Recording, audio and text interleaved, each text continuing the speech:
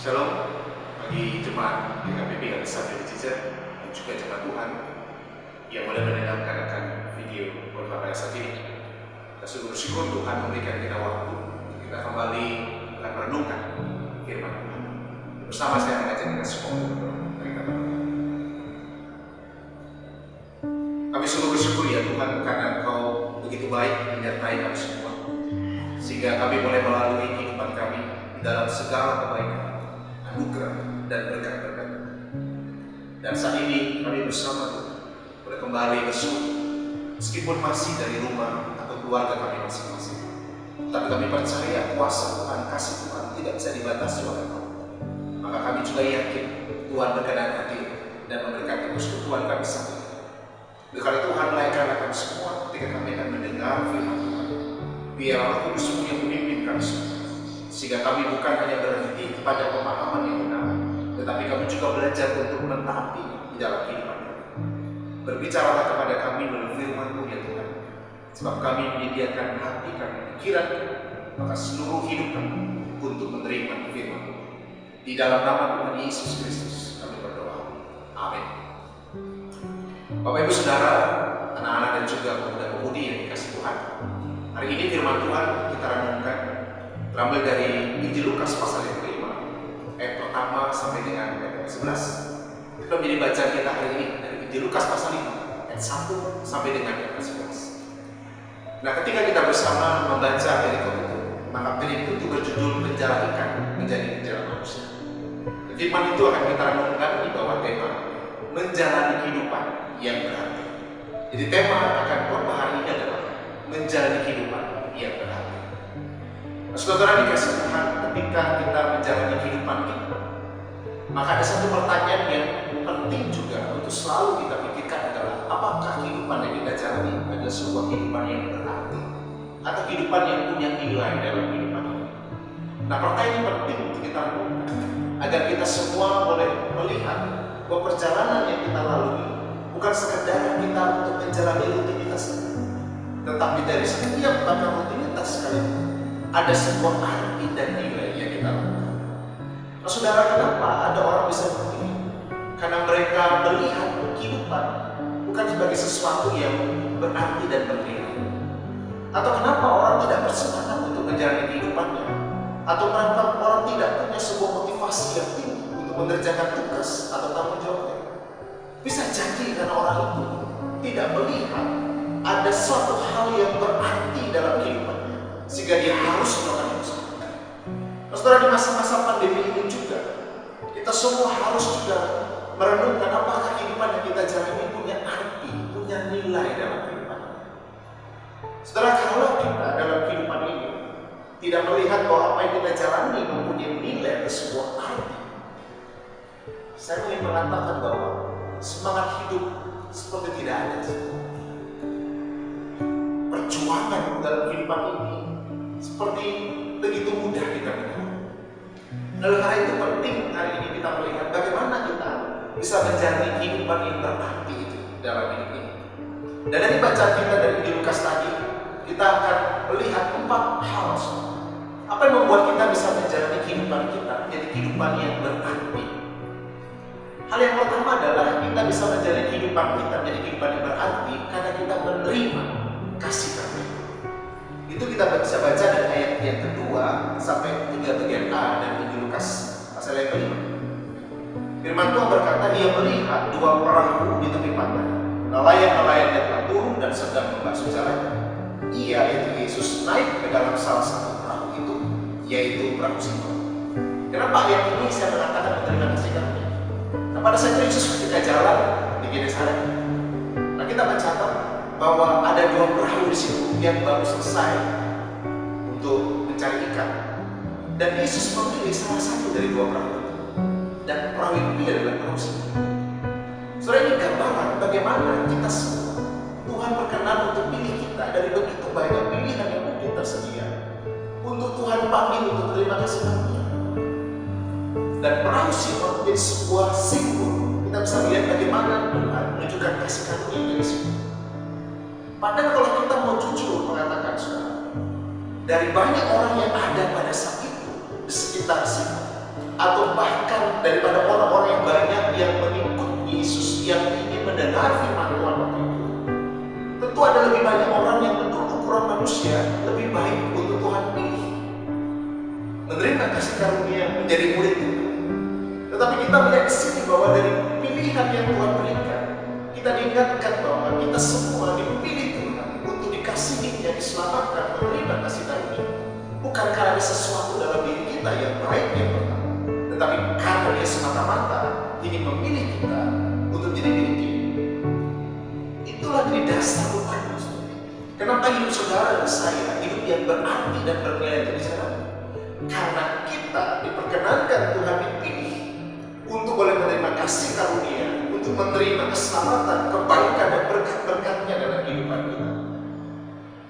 Itulah penegasan Rasul Paulus ketika dia mengatakan dalam Korintus kita hari ini dan Efesus pasal 2 ayat 8, karena kasih karunia kamu diselamatkan oleh kita. Rasul Paulus ingin mengatakan sebuah kesaksian bahwa saya menerima kasih karunia daripada Tuhan, maka hidup Rasul Paulus sangat berarti karena dia berkenan memilih Rasul Paulus. Maka saudara, kalau kita melihat kehidupan kita hari ini, mari kita melihat bagaimana Tuhan berkenan memilih saudara dan saya. Dan pemilihan Tuhan untuk kita menerima kasih Tuhan itu jadi dasar yang utama. Kenapa hidup kita jalani adalah hidup yang berharga. Itu yang pertama, saudara. Menerima kasih karunia menjadi dasarnya menjalani kehidupan yang berharga. Lalu yang kedua, kalau kita lihat dari ayatnya ketiga bagian B dan ayat berikutnya adalah ayat yang ke-11. Di situ kita bisa melihat bagaimana kita bisa menjalani kehidupan yang berarti karena kita mengutamakan Tuhan daripada yang lain. Nah, menarik kalau kita baca ayat 3b dan ayat 11 di situ. Khusus 3b dulu di situ dikatakan, dan ketika Yesus selesai memakai perahunya Simon, Yesus memilih perahunya Simon, maka dia menyuruh Simon untuk agak bertolak sedikit ke dalam, dan dia duduk mengajar orang banyak di atas perahu. Saya sudah membayangkan begini, waktu itu Simon Petrus dan Andreas baru habis selesai membersihkan bersama dengan orang yang bekerja dengan mereka jalan mereka. Mereka tidak dapat hasil semalam. Lalu Tuhan Yesus datang, memilih perahunya Simon, mengatakan mari agak ke tengah sedikit. Dan kita tahu apa yang sudah lakukan. Yesus memakai perahu Simon untuk memberitakan firman Tuhan. Saya bisa bayangkan, saya sudah membayangkan kalau kita di posisinya Simon waktu itu. Mungkin kita berpikir, aduh kenapa ya orang ini menyuruh saya agak ke dalam lagi di tengah kelelahan saya untuk digunakan memberitakan firman. Mending kalau ke dalam cari ikan. Tapi kita perhatikan di sini Tuhan memakai perahu Simon untuk memberitakan firman. Untuk Yesus berkhotbah pada orang banyak waktu itu datang berkerumun untuk mendengarkan dia berkhotbah. Itu saudara, dari sini kita bisa melihat bahwa kehidupan manusia itu berarti ketika dia mengutamakan Tuhan daripada yang lain.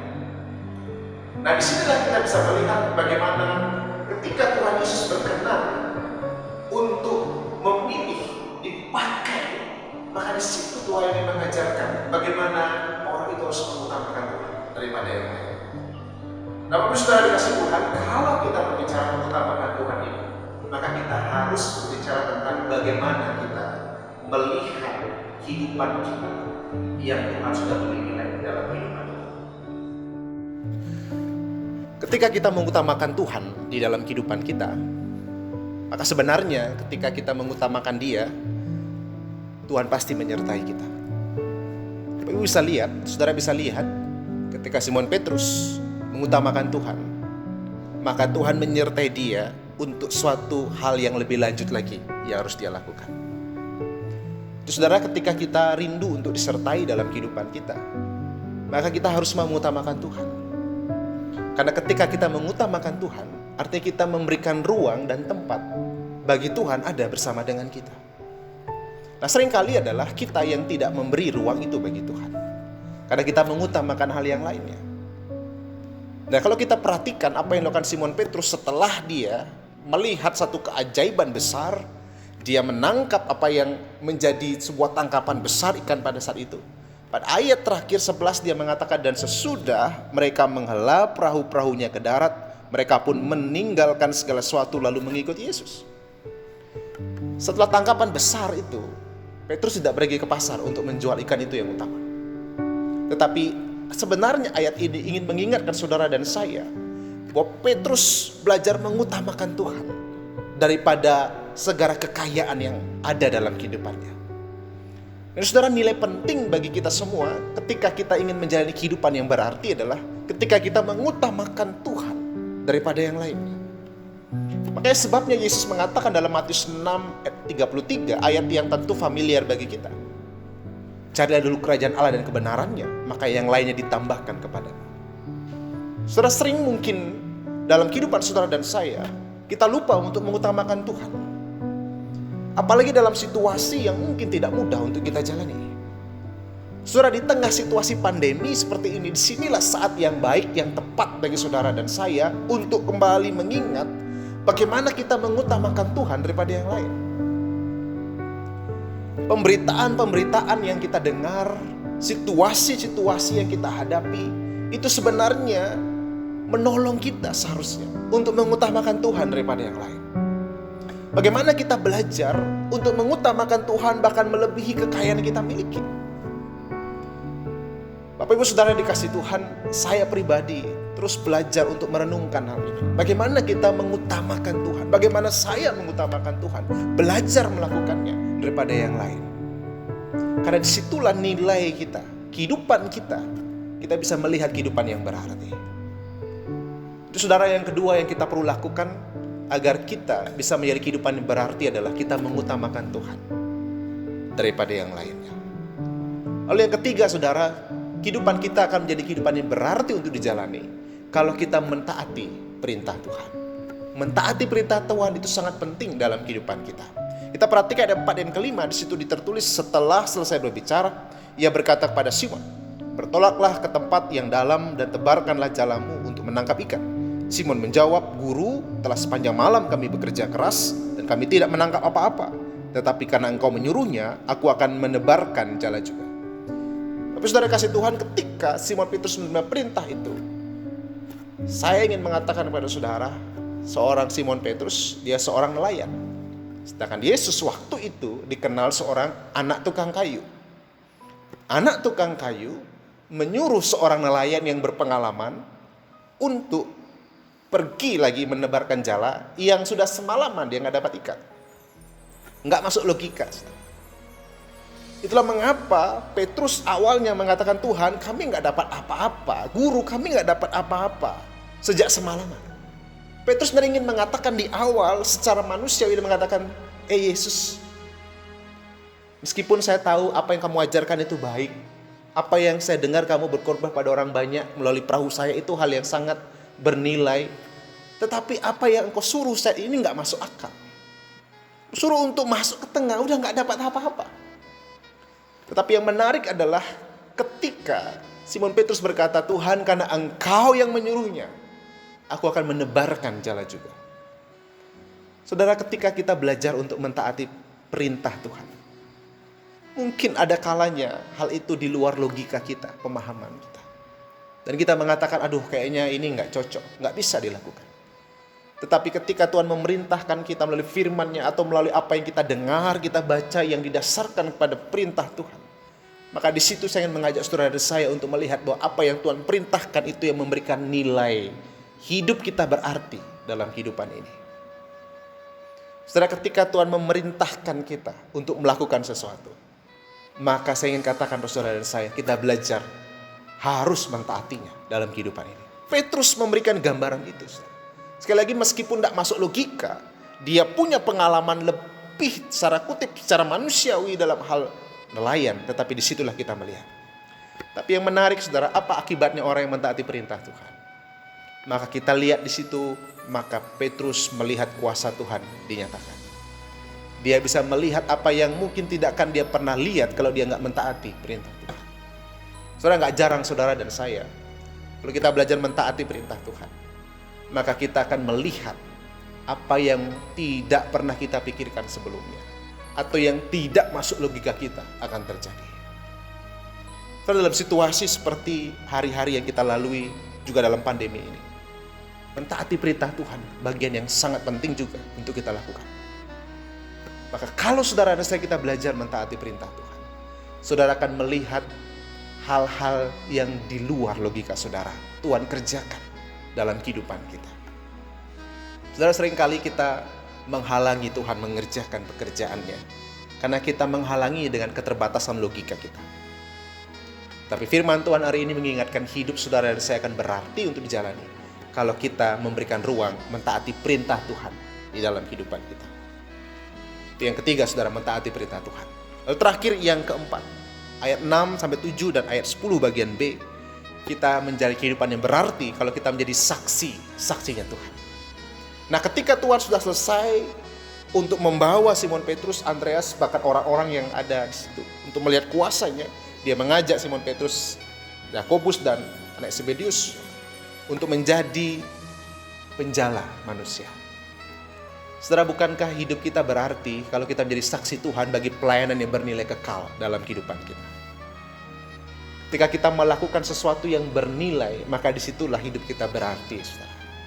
Dan menjadi saksi Tuhan adalah suatu tindakan yang sangat bernilai karena nilainya kekal bagi kehidupan saudara. Karena nilainya kekal bagi kehidupan manusia. Dan kalau kita semua sungguh telah mengalami kasih kuasa Tuhan, saudara akan menjadi saksinya Tuhan. Saudara akan mempunyai dorongan untuk menyaksikan itu semua dalam kehidupan saudara.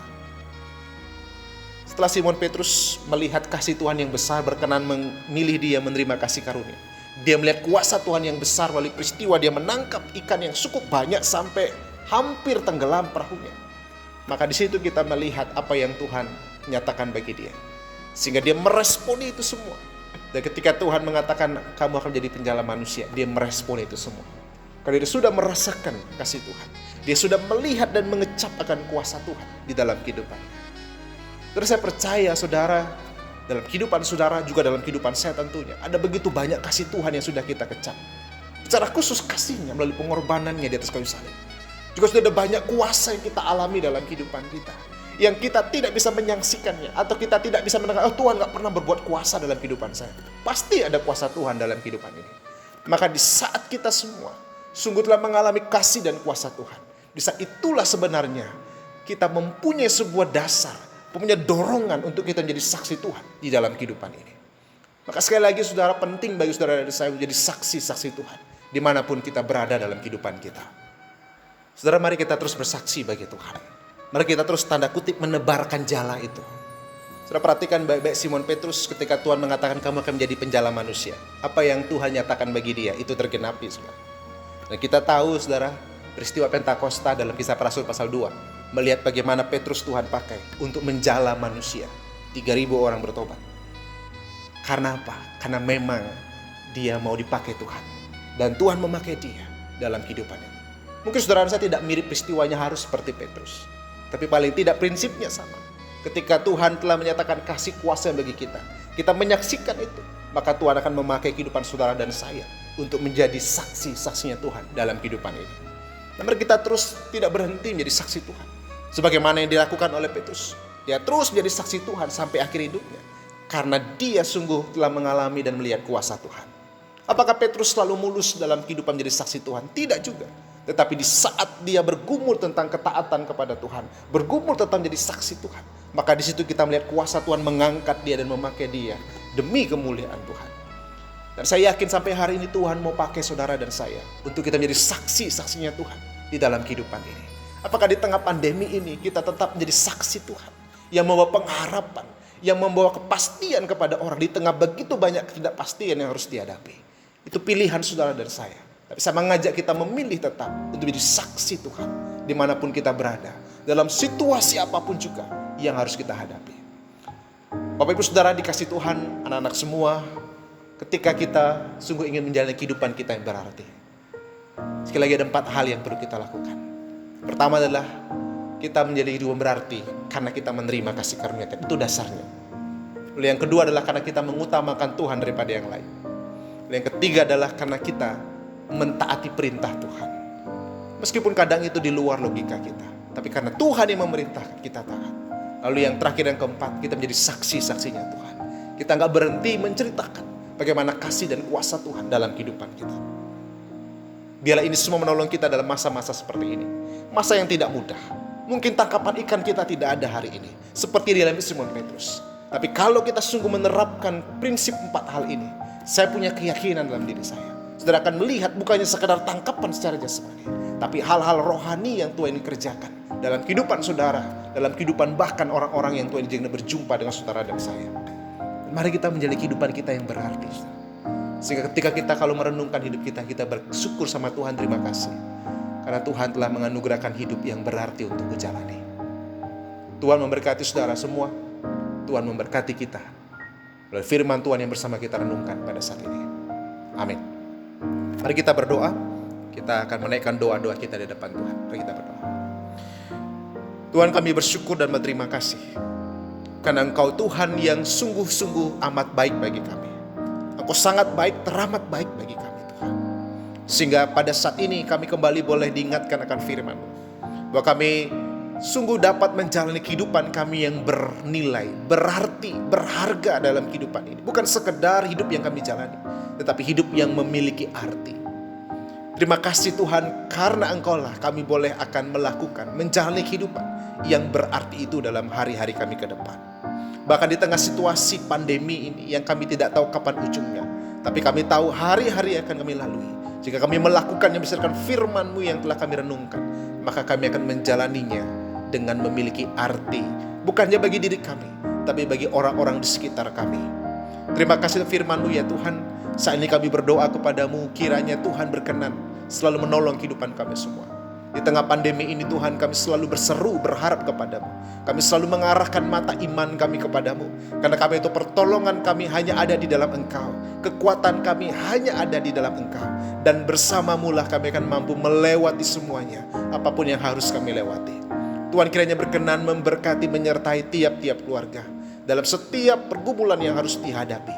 Biarlah mereka yakin dan percaya mereka tidak pernah sendiri, karena Tuhan ada bersama dengan mereka. Tuhan akan memberkati setiap hal yang harus dihadapi. Biarlah mereka yakin bahwa mereka tidak menghadapinya dengan kekuatan sendiri, tapi ada kekuatan Tuhan yang tersedia untuk mereka melampaui segala hal yang bahkan melampaui kekuatan mereka sendiri. Berkati generasi kami Tuhan, anak-anak kami, remaja kami, juga pemuda-pemudi kami. Biarlah mereka selalu ada dalam pelindungan Tuhan. Mereka bertumbuh di dalam kasih sayang Tuhan yang besar. Dan biarlah mereka boleh ada menjadi anak-anak yang takut akan Tuhan. Terima kasih ya Tuhan, berkati pelayanan kami bersama di Galen Sabda. Berkati para pelayan-pelayan Tuhan, berkati jemaat-Mu seluruhnya. Biar dalam masa ini kami terus membangun persekutuan kami, meskipun kami belum berjumpa secara fisik dalam jumlah yang besar. Terima kasih ya Tuhan Yesus, kami juga bersyukur untuk setiap pelayanan Kau percayakan dalam masa-masa ini.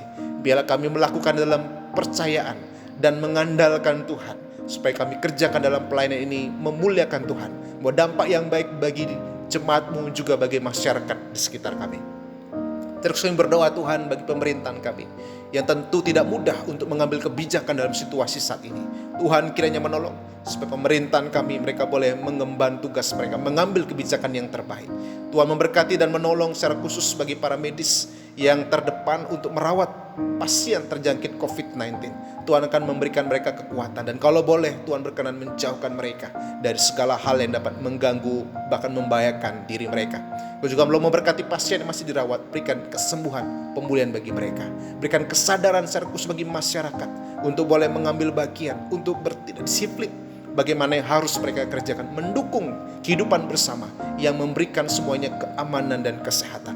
Terima kasih ya Tuhan, kami juga berdoa bagi gereja kami, Gereja Kristen di Bali. Tuhan berkati, Tuhan tolong dalam segala pelayanan hamba-hamba-Mu, majelis harian, Bapak Bishop, Preskup dan Bendahara, juga seluruh terlibat dalam pelayanan, bahkan seluruh jemaat Tuhan di GKPB. Tuhan menyertai dan memberkati kiranya. Rencana akan sidang sinode tanggal 4 dan 5 Agustus nanti, Tuhan menolong semuanya. Biarlah semua terjadi di dalam penyertaan dan kasih Tuhan yang besar itu.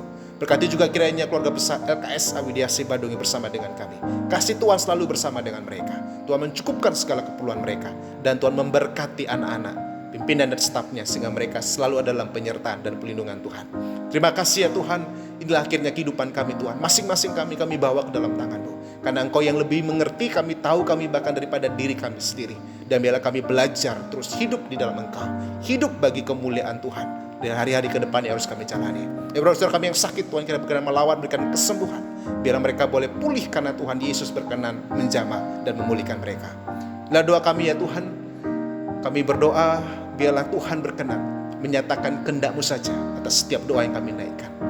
Dan biarlah damai sejahtera Allah yang melampaui segala akal pikiran manusia akan memelihara hati dan pikiran jemaat-Mu di Galensa Cijeh, bahkan jemaat Tuhan seluruhnya dalam kehidupan mereka, sehingga mereka boleh hidup menjalani hidup yang berarti di dalam pimpinan Roh Kudus-Mu dalam kehidupan mereka. Terima kasih ya Tuhan, doa kami di dalam nama Tuhan Yesus yang telah mengajarkan kami doa yang sempurna. Bapa kami yang di surga, dikuduskanlah nama-Mu, datanglah kerajaan-Mu, jadilah kehendak-Mu di bumi seperti di surga. Berikanlah kami pada hari ini makanan kami yang secukupnya, dan ampunilah kami akan kesalahan kami, seperti kami juga mengampuni orang yang bersalah pada kami. Dan janganlah membawa kami dalam pencobaan, tapi lepaskanlah kami daripada yang jahat, karena Engkau yang punya kerajaan dan kuasa dan kemuliaan sampai selama-lamanya. Amin. Bapak Ibu Saudara, anak-anak semua, selama hari Minggu tetap bersemangat dalam Tuhan. Ya, tetap kita semua dalam pelindungan, tetap sehat dalam Dia. Selama hari Minggu, Tuhan memberkati saudara semua.